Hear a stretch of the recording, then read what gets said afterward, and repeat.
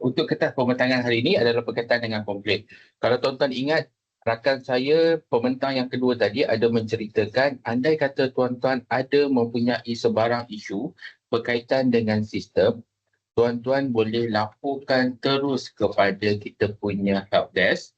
Tetapi untuk menggunakan fungsi komplain, yang mana selepas ini tuan-tuan akan lihat, kita ada satu function di dalam sistem EMSPO. Jika tuan-tuan ada sebarang aduan, tuan-tuan ada sebarang rungutan ataupun tuan-tuan rasa tuan-tuan ada maklumat untuk kami tambah baik lagi di sistem ini ataupun kami tambah baik lagi kami punya standard untuk standard yang akan datang, standard 3.0, tuan-tuan boleh gunakan platform ini untuk menyalurkan maklumat tuan-tuan dan puan-puan. Baik, untuk hari ini,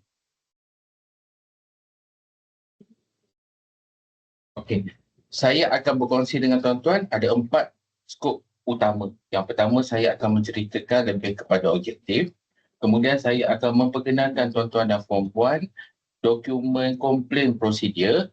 Tetapi untuk maklumat tuan-tuan dan puan-puan yang ada di dalam webinar kami pada hari ini, untuk komplain prosedur, kita dalam proses akhir untuk kita bangunkan dokumen rujukan terkini.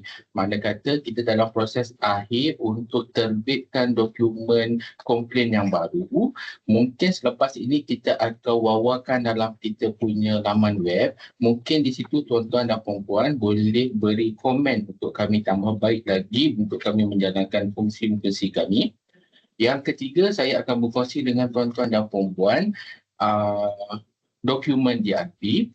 Apa itu DRP semua saya akan berkongsi, dan yang terakhir saya akan berkongsi dengan tuan-tuan dan puan-puan sebagai pengguna portal aduan, apa yang tuan-tuan perlu lakukan ataupun apa yang tuan-tuan perlu buat untuk tuan-tuan submit komplain tuan-tuan kepada pihak kami. Baik, untuk objektif pada hari ini seperti yang saya maklumkan tadi, saya lebih nak berkongsi kepada tuan-tuan dan puan-puan, jika tuan-tuan ada aduan dan rungutan, di mana tuan-tuan perlu salurkan maklumat itu kepada kami. Now, yang pertama, kalau tuan-tuan lihat di sini, bagi yang belum pernah lihat rupa dokumen aduan itu, seperti yang tuan-tuan boleh lihat dalam skrin tuan-tuan dan puan-puan, ini adalah dokumen CP. Mana kata di sini tuan-tuan dan puan-puan, andai kata kalau MSPO menerima aduan daripada pihak berkepentingan kami, sewaktu kami menjalankan fungsi siasatan sehinggalah kami menyelesaikan aduan tuan-tuan dan puan-puan, inilah dokumen punca kuasa yang kami akan rujuk, yang kami akan nilai.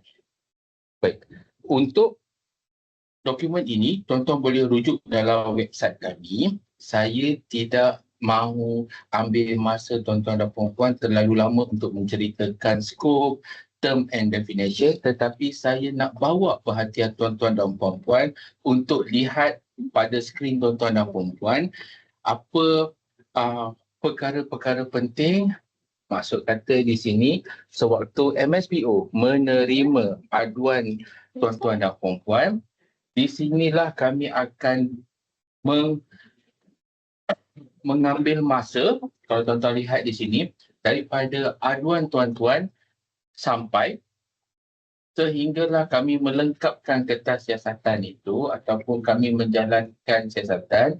Ini adalah masa yang kami perlukan untuk menjalankan siasatan.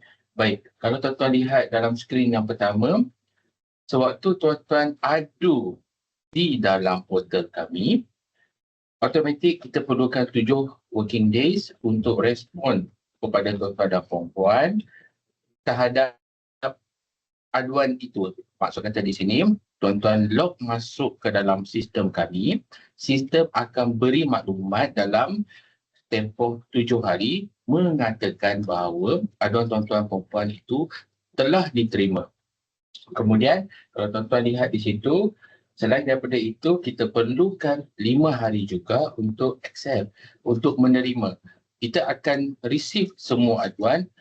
Maksud kata di sini, MSPO kita menjalankan polisi no wrong door polisi. Maksud kata tuan-tuan nak adu apa-apa pun tentang masalah hidup ke, tentang masalah bisnes ke, semua kita terima. Cuma tuan-tuan lihat dalam perkara yang ketiga, review. Dalam masa 20 hari, di situlah kita akan kelaskan semula sama ada aduan tuan-tuan ini berkaitan ataupun tidak berkaitan dalam masa 20 hari. Kemudian tuan-tuan boleh lihat juga setelah kita review. Contoh, bila kita buat semakan dari segi desk review, kita jumpa maklumat ataupun aduan yang tuan-tuan kemukakan dalam kami punya portal itu mempunyai merit untuk kita menjalankan siasatan. Di situ kita akan menjalankan fungsi yang seterusnya iaitu proses penyiasatan ataupun investigation. Normally tuan-tuan dan puan-puan, untuk proses siasatan ini bergantung kepada nature of complaint itu, kita akan cuba lengkapkan kertas siasatan itu dalam masa 90 hari. Baik, setelah selesai kita buat siasatan itu, kemudian barulah kita akan kemukakan surat ataupun pemakluman kepada pengadu, status sama ada kita akan close ataupun tidak. Kemudian andai kata setelah pihak sekretariat close isu ataupun aduan tuan-tuan kemukakan itu, andai kata tuan-tuan rasa macam kami di MSPO tidak menjawab ataupun siasatan ataupun resolve note yang kita beri kepada tuan-tuan dan puan-puan itu tidak seperti yang tuan-tuan harapkan, sentiasa kami juga menyediakan satu button iaitu button appeal. Maksud kata di sini, tidak semestinya bila kita dah resolve ataupun kita dah selesaikan isu tuan-tuan dan puan-puan, tuan-tuan tidak ada ruang untuk merayu. Sentiasa ada ruang untuk merayu apabila tuan-tuan buat klik button appeal. Sebentar lagi saya akan tunjuk. Automatic kes ini akan dibawa kepada MSPO DRP. Apa itu MSPO DRC tuan-tuan dan puan-puan? Adalah satu pihak ataupun satu kumpulan ataupun satu komiti yang kita lantik di bawah punca kuasa board MSPO, yang mana keenam orang ini dilantik daripada background yang berbeza. Mereka inilah yang akan menilai, mereka inilah yang akan memastikan Sekretariat Aduan MSPO tidak terpesong daripada kehendak CP dan kehendak DRP. Mana kata di sini tuan-tuan dan puan-puan, apa yang kami lakukan di unit aduan dan integriti ini, ada pihak yang memerhati kami supaya isu ataupun aduan yang tuan-tuan salurkan kepada kami ambil tindakan, kami dengar dan kami pastikan segala isu-isu itu kami selesaikan jika isu itu berkaitan. Now, setelah kita klik ataupun kita ubah status aduan tuan-tuan dan puan-puan itu kepada resolve, tuan-tuan sebagai pengadu akan menerima satu notifikasi yang mana notification itu akan menunjukkan ataupun meminta tuan-tuan setuju ataupun tidak isu ini kita close. Kalau tuan-tuan klik OK, automatic sistem akan detect as a close. Kalau appeal, automatic dia akan pergi kepada fungsi yang saya maklumkan sebelum ini, yang mana setiap aduan yang statusnya appeal, di situ kita akan letakkan kepada MSPO Appeal Board di dalam sistem aduan ataupun dokumen aduan yang baru. Tetapi kalau merujuk kepada dokumen aduan yang terguna pakai yang ada kini iaitu CP1 2020, pihak yang akan mengambil tugas untuk melihat kes-kes yang statusnya appeal itu adalah pihak DRC kami. Alright? So, untuk yang seterusnya tuan-tuan,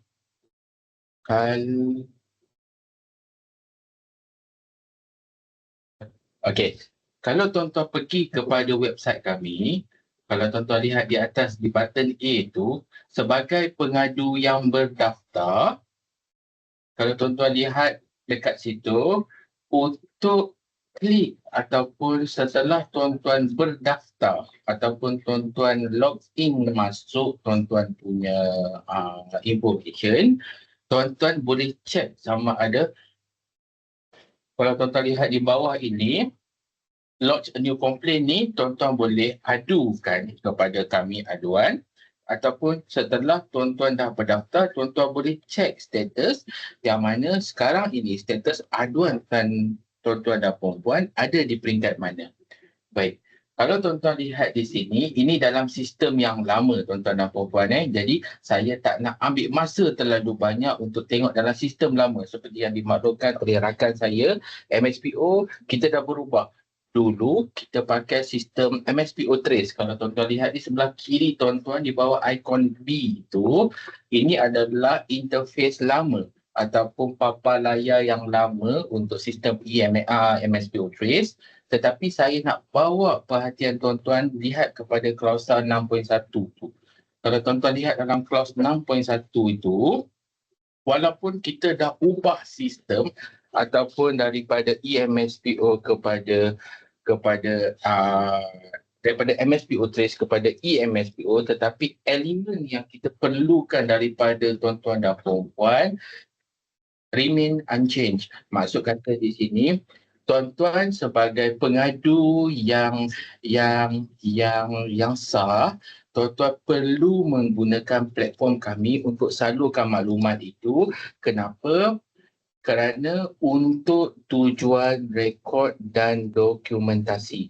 Selain daripada itu, walaupun kita hanya menetapkan, kita hanya menerima through portal sahaja, kita juga menerima aduan melalui WhatsApp, melalui surat, tetapi selalunya apa yang kita nasihat daripada pengadu yang kita terima melalui surat ataupun metod yang selain daripada sistem, kita minta jasa baik ataupun kita minta pertolongan daripada pengadu itu untuk masuk dalam sistem, untuk key in dan laporkan semua maklumat di situ, kerana di dalam sistem EMSPO yang baru itu, kita akan berkomunikasi secara maya dan lebih interaktif di mana pengadu boleh lihat secara live ataupun secara langsung status tuan-tuan sekarang ni kat mana.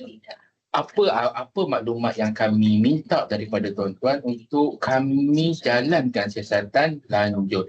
Baik, ini adalah interface lama tuan-tuan dan puan. Saya tak akan pergi banyak. Record biasa standard dalam masa 5 tahun. Now, saya bawa perhatian tuan-tuan untuk dokumen saya yang kedua. Tadi saya ada maklumkan, kami di unit integrity ini ada beberapa person in charge yang kita dah dedicatkan di dalam unit ini. Yang mana ada pegawai yang akan melihat dari segi aduan, ada pegawai yang akan menjalankan siasatan, dan ada juga pegawai yang akan melihat dari untuk konteks integrity. Now, seperti yang saya kongsi dengan tuan-tuan dan puan-puan, dokumen DRP ini adalah dokumen yang kita tubuh ataupun yang kita buat untuk memastikan ada pihak yang bebas.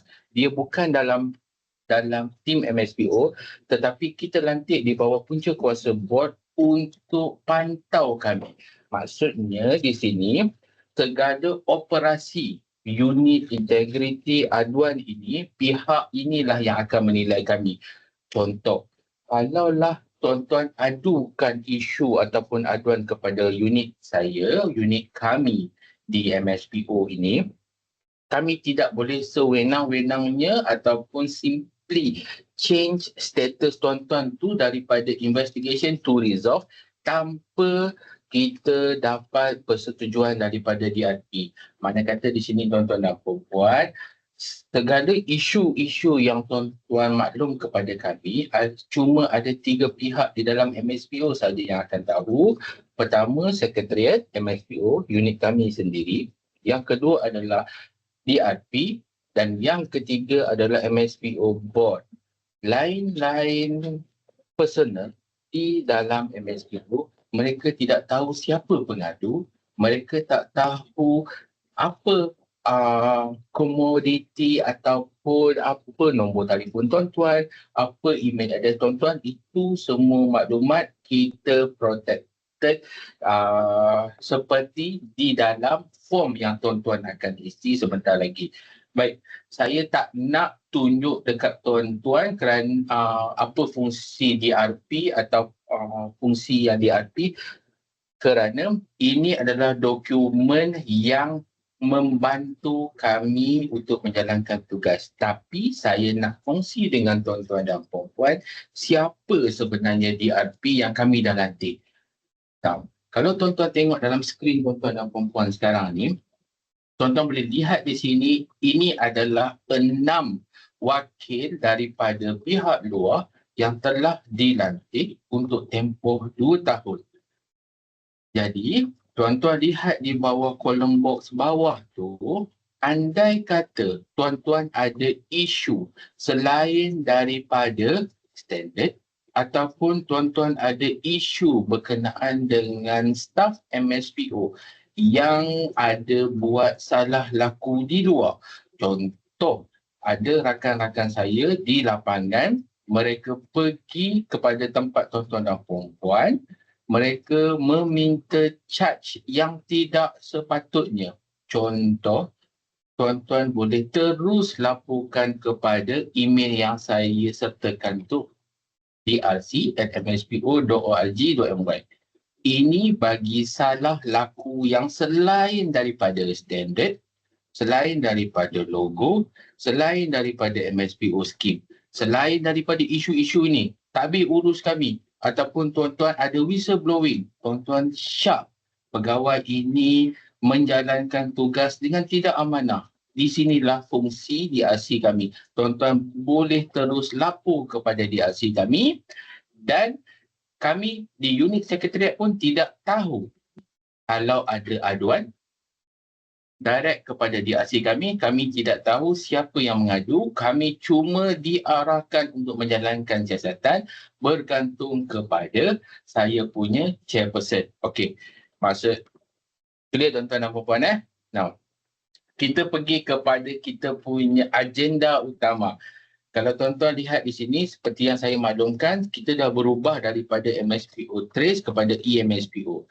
Jadi mungkin ada tuan-tuan yang pernah lodge gunakan kita punya portal yang lama, ataupun mungkin ini kali pertama tuan-tuan dan puan-puan lihat portal aduan.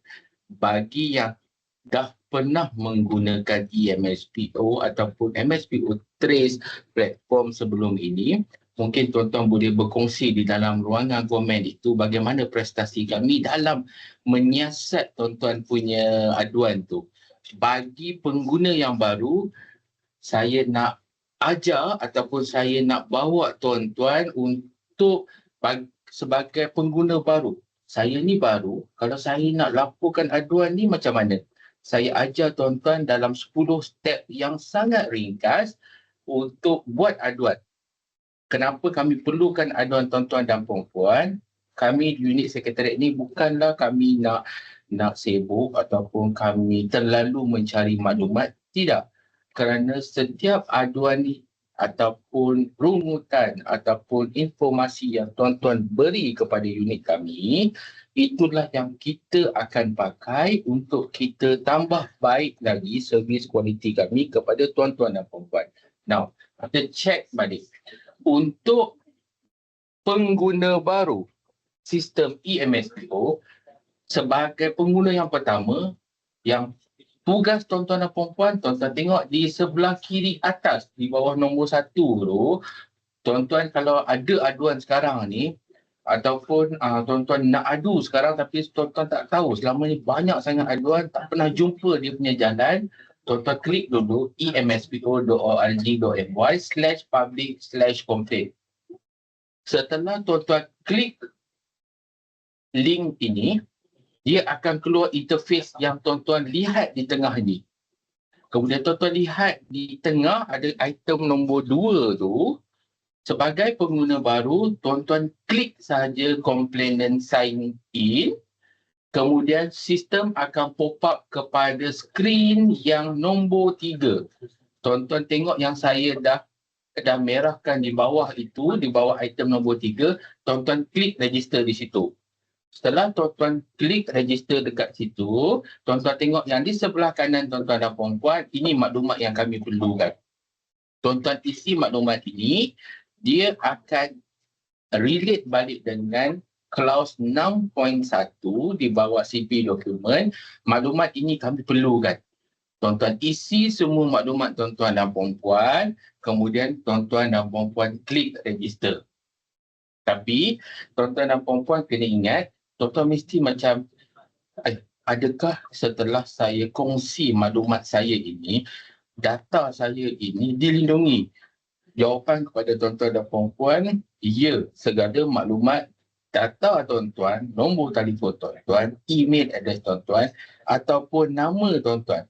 Kalau tuan-tuan nak letak alias pun kita terima. Sebagai contoh, pengadu yang prihatin, pengadu yang tertekan, letaklah apa-apa nama.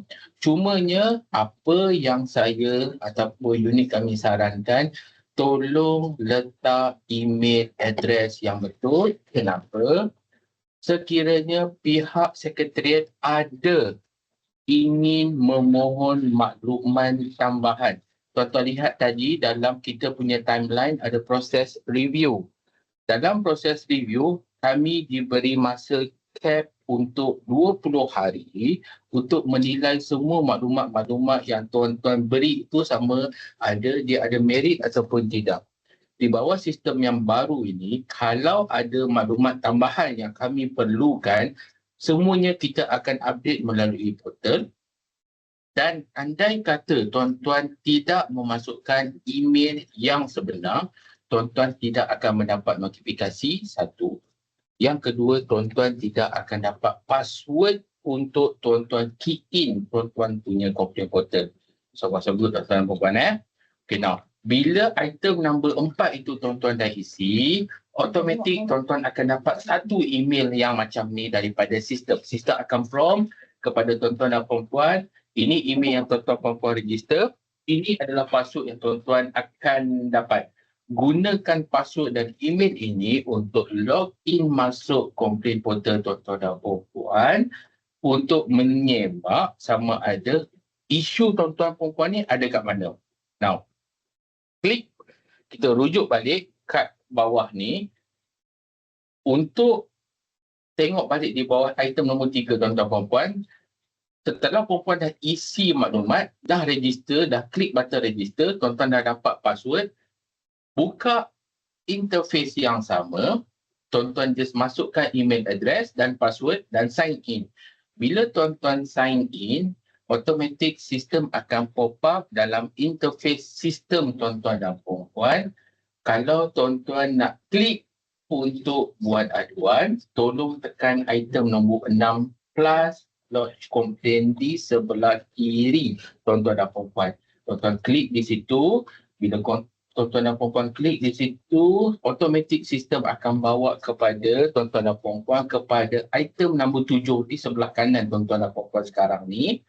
Di sinilah segala kreativiti hasil penulisan perempuan kami akan baca dengan teliti. Kalau tuan-tuan nak isi apa cerita pun kita akan baca. Di sini, MSPO tidak menetapkan berapa patah perkataan. Tuan-tuan isilah sebanyak mana yang tuan-tuan nak isi. Selain daripada itu, tuan-tuan juga boleh attach semua dokumen yang berkaitan dengan tuan-tuan dan puan-puan punya aduan andai katanya ada. Contohnya, setelah komplain itu tuan-tuan dah isi, tuan-tuan lihat itu di bawah kolom tengah-tengah tu confidential.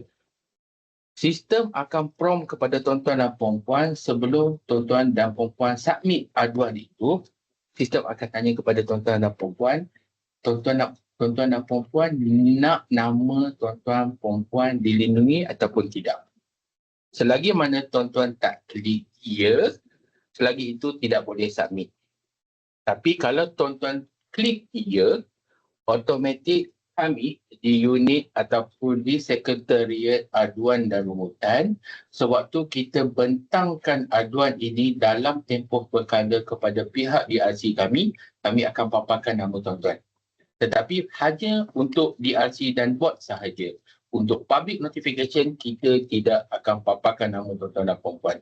Tapi kalau tuan-tuan dan puan-puan, sebelum tuan-tuan klik button submit tu, tuan-tuan sistem akan prompt nak tak nama ataupun informasi tuan-tuan tu kami lindungi.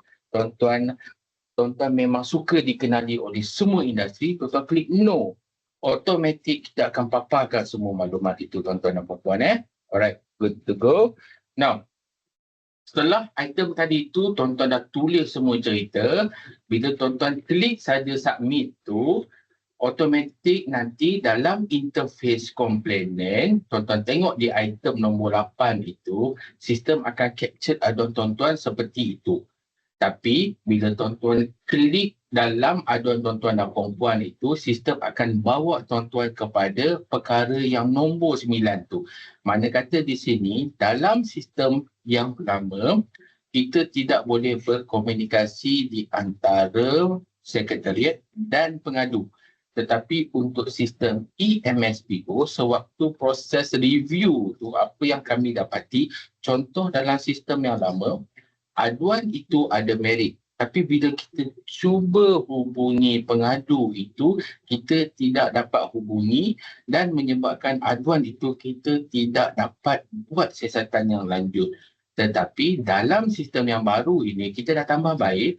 Andai kata pihak sekretariat meminta pengadu untuk attach maklumat tambahan berkaitan dengan tuan-tuan punya aduan, segala update history di situ akan tuan-tuan lihat. Mana kata di sini, tak adalah kami tinggal tuan-tuan berseorangan dan ada masalah, tak ada siapa mendengar. Tapi untuk sistem yang baru ini, kami guna konsep yang baru, kami mendengar dan kami ambil prihatin setiap masalah tuan-tuan dan puan-puan tu. Now, kalau tuan-tuan lihat dalam timeline saya tadi itu, kat hujung tu kita ada proses investigation, kemudian kita ada proses resolve. Now, bila sistem ini contoh aduan itu kita dah buat siasatan. Kita dapati contoh aduan tuan-tuan itu tidak mempunyai asas. Kita akan automatik, kita akan klik dekat situ, kita ubah status tuan-tuan dan puan-puan sebagai resolve. Ini adalah interface yang tuan-tuan akan lihat sebagai pengadu. Bila kami di unit sekretariat ubah status tuan-tuan daripada investigation kepada resolve, inilah interface 10 yang tuan-tuan akan lihat. Kalau tuan-tuan lihat dekat situ, resolve di sebelah kanan atas warna hijau tu, tuan-tuan boleh nampak resolve statusnya. Tetapi sistem akan pop up A dengan A atau B. Kalau tuan-tuan rasa apa yang kami tawarkan ataupun apa penyelesaian yang kami beri kepada tuan-tuan itu, tuan-tuan memang tak berkenan sangat. Tuan-tuan klik ke P kat A, automatik sistem akan pop up kepada A. Kemudian tuan-tuan dan puan-puan isilah cerita semula. Tuan-tuan tulis kat situ, saya tak nak komplain sekretariat siasat kes ni kerana berat sebelah. Tuan-tuan submit je appeal. Terus kes ini akan pergi kepada saya punya DRC. Tapi andai kata aduan yang tuan-tuan beri itu kami jalankan siasatan, tuan-tuan puas hati dengan apa yang kami jumpa dan kami selesaikan, tuan-tuan boleh klik yes, automatic sistem akan capture tuan-tuan punya complaint as closed. Sebelum ni, bila kita buat sistem yang macam sistem acknowledge ni, bila kita dah resolve, tuan-tuan tidak klik acknowledge, kita dah tetapkan dalam masa 14 hari setelah kita ubah status tuan-tuan daripada investigation kepada resolve. Andai kata tuan-tuan tidak buat acknowledgement dalam interface nombor 10 ni, automatic sistem akan capture kes tuan-tuan dan puan-puan sebagai close. Now, yang terakhir, bagi tuan-tuan dan puan-puan yang baru ataupun yang baru nak jalankan ataupun baru nak buat pensijilan MSPO ini, di bawah complaint summary, tuan-tuan boleh lihat Sekarang ini sistem disable lagi, tapi interface ini dah ada, tuan-tuan boleh check. Cuma maklumat itu kita tidak letakkan lagi kerana kita perlukan approval daripada pihak board MSPO, tetapi sebagai pihak yang akan menjalankan pensijilan MSPO, di sinilah maklumat yang tuan-tuan boleh lihat. Sebagai contoh, tuan-tuan akan diaudit oleh pihak juru audit. Di sinilah juru audit akan lihat entiti tuan-tuan ni dah ada kena komplain ke belum. Kalau entiti tuan-tuan ini dah pernah ada listed dalam komplain portal, ini secara tidak langsung dia akan increase sedikit tuan-tuan punya jumlah main days yang akan juru audit tuan-tuan dan puan spend di lapangan. Jadi, kalaulah tuan-tuan dan puan dah di list di dalam sistem aduan MSPO, janganlah marah kepada juru audit tuan-tuan dan puan kalau dia kata ataupun dia klasifikasikan entiti tuan-tuan sebagai high risk, kerana salah satu indikator yang juru audit boleh lihat untuk menentukan risk level tuan-tuan dan puan adalah portal ini sebagai contoh.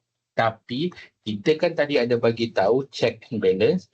Selain daripada juru audit boleh lihat tuan-tuan punya performance ataupun tuan-tuan punya risk level dalam kami punya portal, tuan-tuan juga boleh jadi mata dan telinga kami untuk maklum kepada kami, juru audit yang ke lapangan pergi ke tempat tuan-tuan tu buat audit betul ataupun tidak.